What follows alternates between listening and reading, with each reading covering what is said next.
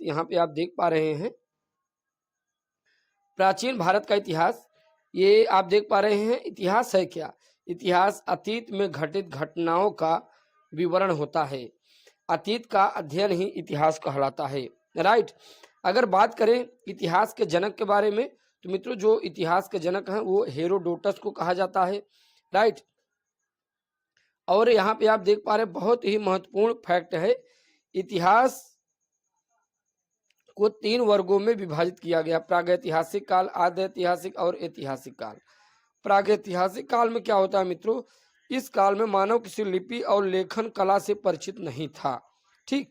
और आपको ये चीजें ध्यान में रखना है, प्रागैतिहासिक काल के बाद ही हम लोग ताम्रपाषाण और पाषाण काल, ताम्रपाषाण काल के बारे में भी अध्ययन करेंगे। राइट। तो यहाँ पे आप देख पा रहे हैं जो इतिहास होता है, आद्य ऐतिहासिक काल क्या है, प्रोथो हिस्टोरिकल पीरियड क्या है। यह इस काल में मानव लिपि से परिचित नहीं थे। इस काल में मानव लिपि से परिचित तो थे लेकिन पढ़ी लिखी नहीं जा सकती है। अच्छा, आद्य ऐतिहासिक के बाद आपका आ जाता है हड़प्पा और सिंधु सभ्यता। इसके बाद आता है ऐतिहासिक काल। अगर बात करें ऐतिहासिक काल तो ऐतिहासिक काल में मानव किसी न किसी लिपि से भी परिचित था और लिपि को पढ़ी लिखी भी जा सकती है। राइट। प्राचीन भारत, मध्यकालीन भारत, इसके अंतर्गत आता है जैसे प्राचीन भारत का इतिहास और मध्यकालीन भारत का इतिहास। राइट। आगे यहाँ पे ध्यान दीजिए, देखो तो अब यहाँ पर देखिए इसके अंतर्गत जैसे पूरा पाषाण काल, मध्य पाषाण काल और नवपाषाण काल। ठीक। और आगे आप ध्यान दीजिए, यहाँ पे देखिए प्रागैतिहासिक काल क्या है, इस काल में मानव किसी लिपि से परिचित नहीं था। इस कालखंड की जानकारी हमें केवल अवशेषों से मिलती है। अध्ययन की दृष्टि से प्रागैतिहासिक काल को 2 खंडों में बांटा गया है। राइट। पाषाण काल और ताम्रपाषाण काल। ठीक। यहाँ पे आप देख पा रहे पाषाण काल और ताम्रपाषाण काल। अब यहाँ पे आप नेक्स्ट पॉइंट में देखिए, भारत में सर्वप्रथम 1863 ईस्वी में रॉबर्ट ब्रूसफुट ने पाषाण कालीन सभ्यता की खोज की गई। किसके द्वारा? रॉबर्ट ब्रूसफुट के द्वारा पाषाण कालीन सभ्यता की खोज की गई। आगे आप ध्यान दीजिए, भारतीय पुरातत्व का पिता किसे कहा जाता है? भारतीय पुरातत्व का पिता सर अलेक्जेंडर कनिंघम को कहा जाता है। किसे कहा जाता है मित्रों? सर अलेक्जेंडर कनिंघम को कहा जाता है। अध्ययन की दृष्टि से पाषाण काल को आगे 3 भागों में बांटा गया है, पूरा पाषाण काल, मध्य पाषाण काल और नवपाषाण काल। राइट। आगे यहाँ पे मित्रों आप ध्यान दीजिए, पूरा पाषाण क्या है। अगर बात करें पूरा पाषाण के बारे में, यह इतिहास का सबसे प्रारंभिक समय था। मित्रों यह इतिहास का सबसे प्रारंभिक समय था। इसकी जो काल अवधि है 20 लाख ईसा पूर्व से 12,000 ईसा पूर्व मानी जाती है। ये बहुत ही महत्वपूर्ण है। कभी भी आपसे यदि पूछा जाए पूरा पाषाण काल का जो समयावधि है वो कहाँ से कहाँ तक है, 20 लाख ईसा पूर्व से 12,000 ईसा पूर्व मानी जाती है। इस समय के मानव को आदि मानव कहा जाता है। क्या कहा जाता है मित्रों? आदि मानव कहा जाता है। इस काल में मानव का जो जीवन है वो अस्थिर था, यानी स्थिर नहीं था। यानी कि मानव का जो मित्रों जीवन था वो खाना बदोश था। मानव घूम टहर कर अपना भोजन यापन करता रहता था, शिकार करके भोजन का संग्रह करता था। ठीक। इस समय मानव की सबसे जो बड़ी उपलब्धि थी वो क्या थी? आग की खोज थी। राइट। आगे आप ध्यान दीजिए, इस समय मानव पत्थर के बड़े बड़े औजारों का इस्तेमाल शिकार करने के लिए करता था। इसी काल में मनुष्य ने सर्वप्रथम चित्रकारी करना प्रारंभ किया। भीमबेटका की गुफाओं में इस काल के चित्र देखने को मिलते हैं। राइट। आगे आप ध्यान दीजिए मित्रों, देखिए पाषाण, मध्य पाषाण काल क्या है। मध्य पाषाण काल देखिए, मध्य पाषाण काल किसे कहा जाता है? Mesolithic period. यह काल पूरा पाषाण काल और नवपाषाण काल के बीच का संक्रमण काल है। यहाँ पे आप देखिए ये जो काल है मध्य पाषाण काल, जो ये जो काल है मित्रों मध्य पाषाण काल की जो सभ्यता है इसी के अंतर देखिए मध्य पाषाण काल है क्या? पूरा पाषाण काल के बाद मित्रों जो सभ्यता आती है वो मध्य पाषाण कालीन सभ्यता आती है।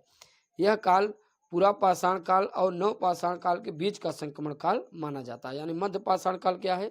अभी हमने आपको बताया पूरा पाषाण काल, और मध्य पाषाण काल के बाद आता है नवपाषाण काल। तो इन दोनों के बीच की जो सभ्यता है वो मध्य पाषाण काल आता है। इसकी काल अवधि 12,000 ईसा पूर्व से 10,000 ईसा पूर्व मानी जाती है। राइट। इस काल के मानव ने पशुपालन करना आरंभ कर दिया। राइट। इस समय के मानव ने छोटे और नुकीले हथियारों का प्रयोग करना शुरू कर दिया। छोटे हथियारों को माइक्रोलिथ कहा जाता है। क्या कहा जाता है मित्रों? माइक्रोलिथ कहा जाता है। और मनुष्य द्वारा पाला गया जो सबसे पहला जानवर है वो क्या है? कुत्ता है। मनुष्य द्वारा पाला गया जो सबसे पहला जानवर है मित्रों कुत्ता है। चलिए आगे ध्यान दीजिए, देखिए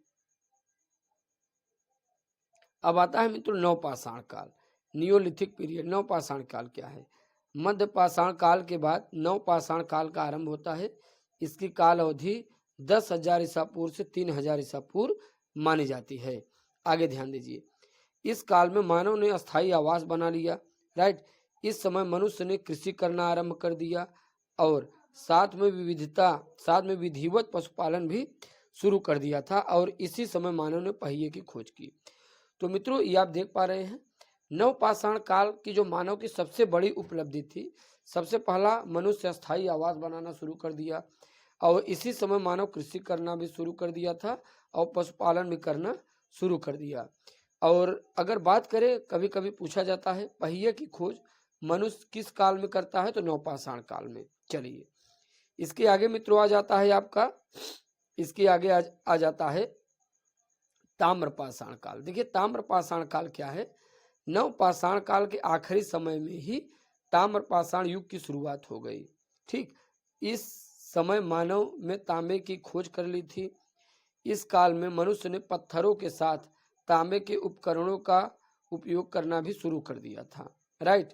चलिए आगे अगर ध्यान दें कुछ महत्वपूर्ण तथ्यों के बारे में, देखिए सबसे पहले मनुष्य ने कौन सा पालतू जानवर पाला? सबसे पहले मित्रों, सबसे पहले मनुष्य ने कौन सा पालतू जानवर पाला? कुत्ता पाला। सबसे पहले मनुष्य ने कौन सी धातु की खोज की? तांबा पाला। राइट, सॉरी, सबसे पहले मनुष्य मित्रों यहाँ थोड़ा मिस्टेक हो गया। तो यहाँ पे देखिए सबसे पहले मनुष्य ने कौन सी धातु खोज की? तांबे की खोज की। सबसे पहले मनुष्य ने जौ और गेहूं की खेती की थी। राइट। अब देखिए नेक्स्ट फैक्ट क्या है जो कि बहुत ही महत्वपूर्ण है। मेहरगढ़ मित्रों जो बलूचिस्तान है, मेहरगढ़ कहाँ है? बलूचिस्तान में है। ठीक, यहाँ पर ही मनुष्य ने सबसे पहली कृषि की।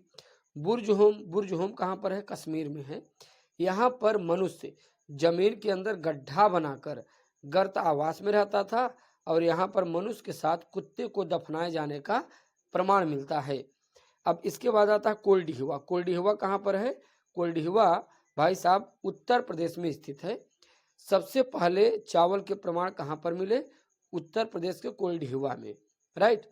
आगे आप ध्यान दीजिए, देखिए भीमबेटका कहाँ पर है? मध्य प्रदेश। ये जो स्थान है भीमबेटका जो मध्य प्रदेश में है, ये शैल चित्र के लिए सबसे ज्यादा जाना जाता है। यानी भीमबेटका की गुफाओं में मनुष्य द्वारा बनाए गए सबसे पहले शैलचित्र का प्रमाण मिला। चलिए अब आप देखिए कुछ प्रीवियस ईयर के क्वेश्चन हैं जो कि बहुत ही महत्वपूर्ण है, ऐसे एग्जाम में ज्यादातर ये पूछे भी जाते हैं। इतिहास का जनक किसे कहा जाता है? तो इसका इतिहास का जनक हेरोडोटस को कहा जाता है। भारतीय पुरातत्व के जो पिता हैं किसे कहा जाता है? भारतीय पुरातत्व के जो पिता हैं सर अलेक्जेंडर कनिंघम को कहा जाता है। मानव द्वारा पाला गया सबसे पहला जो जानवर था वो कुत्ता था। राइट। चलिए आगे अगर मित्रों देखते हैं, नेक्स्ट क्वेश्चन देखते हैं, किस काल को माइक्रोलिथ कहा जाता है? तो मध्य पाषाण काल में आपको हमने बताया मानव ने क्या किया था, छोटे और नुकीले हथियार बनाना प्रारंभ कर दिया था और उसी चीज को, उसी क्रम को कहा जाता है माइक्रोलिथ। निम्नलिखित में से किस काल खंड में मानव ने सर्वाधिक जीवन बिताया?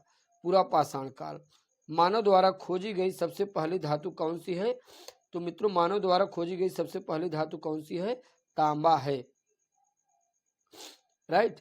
आगे देखिए सबसे पहले कृषि के प्रमाण कहाँ पर देखने को मिले? सबसे पहले कृषि के प्रमाण मेहरगढ़ में मिले। सबसे पहले चावल के साक्ष्य कहाँ पर देखने को मिले? कोल्डिहवा में मित्रों सबसे पहले चावल के साक्ष्य मिले। आग का आविष्कार किस काल में हुआ? पूरा पाषाण काल में आग का आविष्कार हुआ।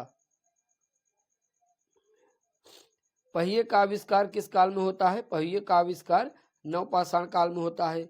कहाँ पर मानव गड्ढे खोदकर निवास करता था? तो यहाँ पे आप देख पा रहे बुर्ज होम।